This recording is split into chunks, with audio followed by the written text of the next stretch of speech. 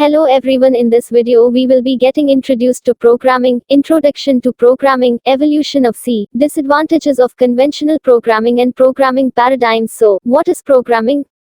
A simple answer would be, programming is the act of instructing computers to carry out tasks. It is often referred to as coding. So then, what is a computer program?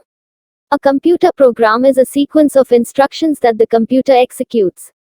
Computer in the definition above is any device that is capable of processing code. This could be smartphones, ATMs, servers etc. A good analogy for programming. First, there are patterns to our everyday lives. The universe operates in a somewhat predictable way, for example day and night, seasons, sunrise and sunset.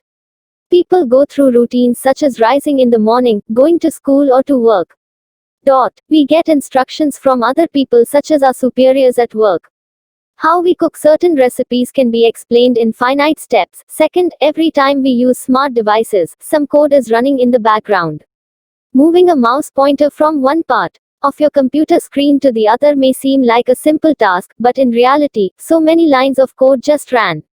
An act as simple as typing letters into Google Docs leads to lines of code being executed in the background.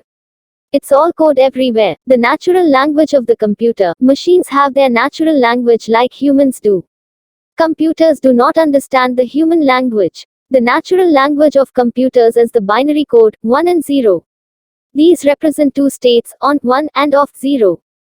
That is the natural language of electronic equipment. It would be hectic for us as humans to communicate with the computer in binary. Enter programming languages. To communicate with machines who speak binary, we do so in a language that's closer to our own natural language, such as English, Kannada, Hindi etc. Programming languages are close to our natural languages, but they are more structured and must be thoroughly learned. They could be high-level or low-level languages. High-level programming languages are farther away from the machine language than low-level languages. This farther away is usually called an abstraction. The computer needs a way to understand our human language. To do this, we'll need a translator. What are translators?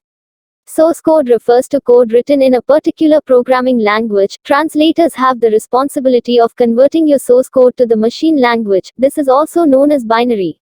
Remember ones and zeros. We may refer to the binaries as object code, the program, or a common word today. App translators can be any of 1. Interpreters, 2. Compilers, 3. Assemblers. Interpreters. Some languages are interpreted. The translator processes the source code line by line and runs every line in the called a process. Such programs use certain resources on the computer system or smartphone such as memory, disk space and the file system.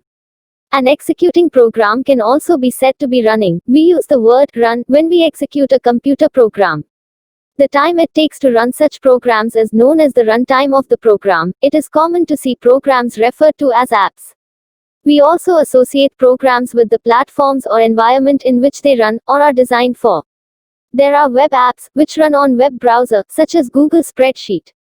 There are mobile apps, which run on smartphones such as Candy Crush.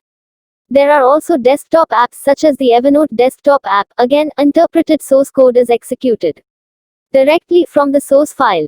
Compiled source code is converted to a binary file. The binary file is then executed. Compiled source code may fail during runtime even after successfully compiling. Assemblers. There's the assembler as well for translating low-level assembly language to binary. A good way to look at translators is to see them as a program in themselves. You need to download or get them, install them on your computer system and understand their basic workings. What is C? Programming language. C is middle-level programming language which was developed at Bell Lab in 1972 by Dennis Ritchie. C language combines the features of low-level as well as high-level language. Hence it's considered a middle-level language. C is a high-level classical type programming language that allows you to develop firmware and portable applications. The C language was developed with an objective of writing system software. It is an ideal language for developing firmware systems. C++ is an object-oriented programming language and is considered to be an extension of C. Bjarne Stroustrup developed it in the early 80s of 20th century. Stroustrup, a master of Simular 67 and C, wanted to combine the features of both. the languages into a more powerful language that could support object-oriented programming with features of C. The outcome was C++. As per figure, various ideas were derived from SIMUL A67 and ALGOL 68. Strustrup called the new language C with classes. However, in 1983, the name was changed to C++. The thought of C++ came from the C increment operator ++. Rick Citti coined the term C++ in 1983. Therefore, C++ is an extended version of C. C++ is a superset of C. All the concepts of C are applicable to C++ also. For developing complicated applications, object-oriented languages are most convenient and easy. Hence, a programmer must be aware of the new concepts of object-oriented techniques. Disadvantage of conventional programming.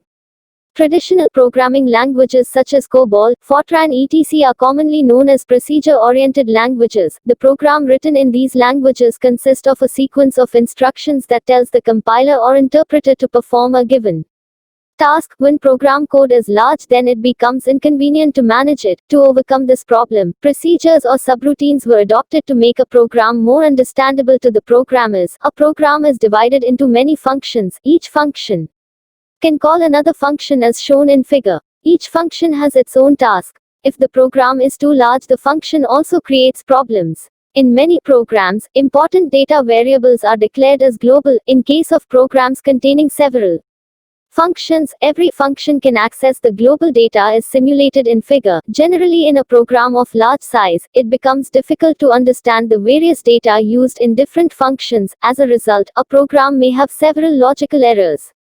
Following are the drawbacks observed in monolithic, procedural, and structured programming languages. 1. Large-size programs are divided into smaller programs known as functions. These functions can call one another. Hence, security is not provided. 2. Importance is not given to security of data but on doing things. 3. Data passes globally from one function to another. 4. Most functions have access to global data. Programming paradigms. 1. Monolithic programming. In monolithic programming languages such as BASIC and assembly, the data variables declared are global and the statements are written in sequence. The program contains jump statements such as goto that transfer control to any statement as specified. In it, figure shows a program of monolithic type. The global data can be accessed from any portion of the program.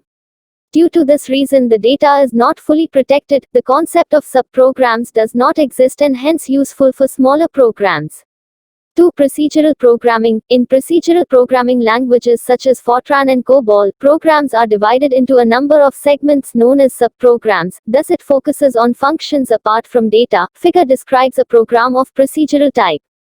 It shows different subprograms having access to the same global data. Here also, the data is not fully protected. The control of program is transferred using unsafe goto statement. Data is global and all the subprograms share the same data.